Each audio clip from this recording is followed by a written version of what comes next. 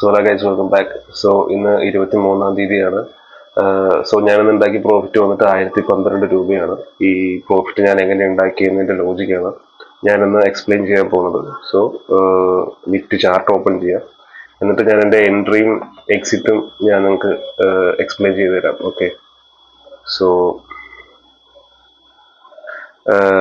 23-ാം തീയതി market open ആയ ശേഷം മാർക്കറ്റ് താഴേക്ക് നന്നായിട്ട് താഴേക്ക് വന്നുകൊണ്ടിരുന്നുണ്ടായിരുന്നു. സോ ഞാൻ വെയിറ്റ് ചെയ്തിരുന്നത് ഒരു പുൾ ബാക്കിന് വേണ്ടിയിട്ടായിരുന്നു. മാർക്കറ്റ് കൃത്യം എവിടെയാണ് 9:52 മാർക്കറ്റ് തിരിച്ചു കയറിപ്പോയി.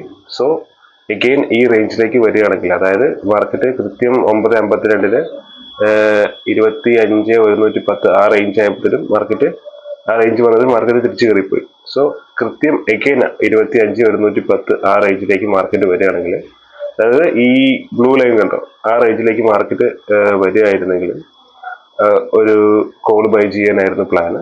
സോ മാർക്കറ്റ് ഇവിടുന്ന് തിരിച്ചു കയറിപ്പോയി. കൃത്യം മാർക്കറ്റ് ആ റേഞ്ചിലേക്ക് തിരിച്ചു വന്നു. സോ ഒരു 10:26 ആ സമയത്ത് ഞാനൊരു കോൾ ബൈ ചെയ്തു. നിങ്ങൾക്ക് ഇവിടെ ഒരു ഗ്രീൻ ആരോ കണ്ടാൽ മനസ്സിലാവും. 10:26 ഞാൻ കോൾ ബൈ ചെയ്തു. ആൻഡ് അഗെയിൻ മാർക്കറ്റ് അവിടെ നിന്ന് നന്നായിട്ട് തിരിച്ചു കയറിപ്പോയി. എൻ്റെ ടാർഗറ്റ് വന്നിട്ട് ആക്ച്വലി എൻ്റെ ടാർഗറ്റ് വന്നിട്ട് 25,160 ഈ റേഞ്ച് ആയിരുന്നു. ബട്ട് ഞാനിവിടെ ചെയ്തത് എന്താണെങ്കിൽ, കൃത്യം 10:30 ആയപ്പോഴത്തേനും എൻ്റെ ടാർഗറ്റ് എത്തുന്നതിന് മുമ്പ് തന്നെ ഞാൻ പൊസിഷൻ സ്ക്വയർ ഓഫ് ചെയ്ത് ഇറങ്ങി. കാരണം എന്താണെങ്കിൽ, എനിക്ക് ഫീവറായി കിടന്ന സമയത്തൊക്കെ ഞാൻ 2-3 വട്ടം ട്രേഡ് എടുത്ത് എനിക്ക് അത്യാവശ്യം നല്ല ലോസ് വന്നിട്ടുണ്ടായിരുന്നു. 3-4 ദിവസം ഞാൻ ട്രേഡ് എടുത്തു. സോ അതൊക്കെ എനിക്ക് അത്യാവശ്യം ലോസ് ആയിരുന്നു. സോ അതുകൊണ്ടായിരിക്കും മേ ബി ഒരു 1000 രൂപീസൊക്കെ ഒരു പ്രോഫിറ്റ് കണ്ടപ്പോഴത്തേനും ഞാൻ സ്ക്വയർ ഓഫ് ചെയ്ത് ഇറങ്ങിയത്.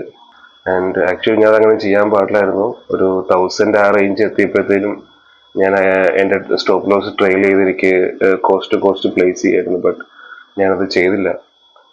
ഞാൻ 1000 രൂപീസ് 1300 വരെ പോയപ്പോഴത്തേനും ഞാൻ സ്ക്വയർ ഓഫ് ചെയ്ത് ഇറങ്ങുകയാണ് ചെയ്തത്. അതിൻ്റെ റീസൺ ഞാൻ പറഞ്ഞു തന്നെ, ഒരു 3 days ആയിട്ട് എനിക്ക് കണ്ടിന്യൂസ് ലോസ് വന്നു. സോ അത് റിക്കവർ ചെയ്യുന്ന പോലൊരു എമൗണ്ട് കണ്ടപ്പോൾ ഞാൻ സ്ക്വയർ ഓഫ് ചെയ്ത് ഇറങ്ങിയതാണ്. ആൻഡ് യെസ്, അതിനുശേഷം മാർക്കറ്റ് എൻ്റെ സ്റ്റോപ്പ് ലോസ് എടുത്തിട്ടുണ്ടാവും. ഞാൻ അത് സ്ക്വയർ ഓഫ് ചെയ്ത് ഇറങ്ങിയിട്ടുണ്ടായിരുന്നില്ലെങ്കിൽ എന്തായാലും കോസ്റ്റിൽ ഞാൻ സ്റ്റോപ്പ് ലോസ് പ്ലേസ് ചെയ്തിട്ടുണ്ടായിരുന്നെങ്കിലും എൻ്റെ സ്റ്റോപ്പ് ലോസ് ഈ ഒരു റേഞ്ചിൽ കൃത്യം 11:10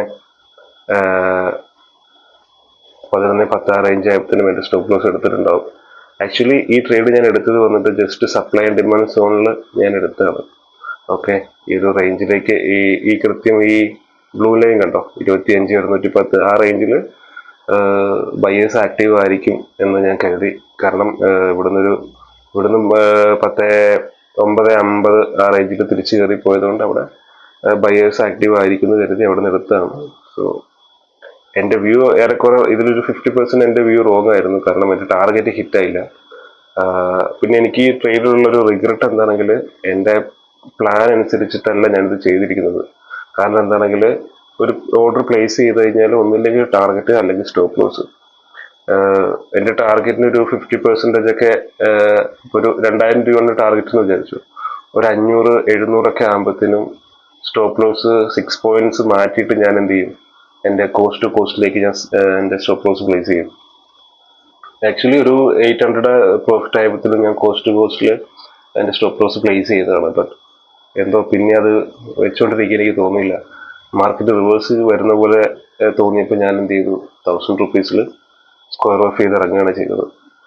സോ അങ്ങനെ പെട്ടെന്ന് ടാർഗറ്റ് ഹിറ്റാവാതെ അല്ലെങ്കിൽ സ്റ്റോപ്പ് ലോസ് ഹിറ്റാവാതെ നടുവിൽ വെച്ചിറങ്ങിയപ്പോൾ ജസ്റ്റ് ഒരു റിഗ്രറ്റ് പോലെ തോന്നുന്നുണ്ട്. കാരണം പ്ലാന് പക്കയായിട്ട് എക്സിക്യൂട്ട് ചെയ്യാൻ പറ്റില്ല എന്നൊരു തോന്നൽ മാത്രമേ ഉള്ളൂ.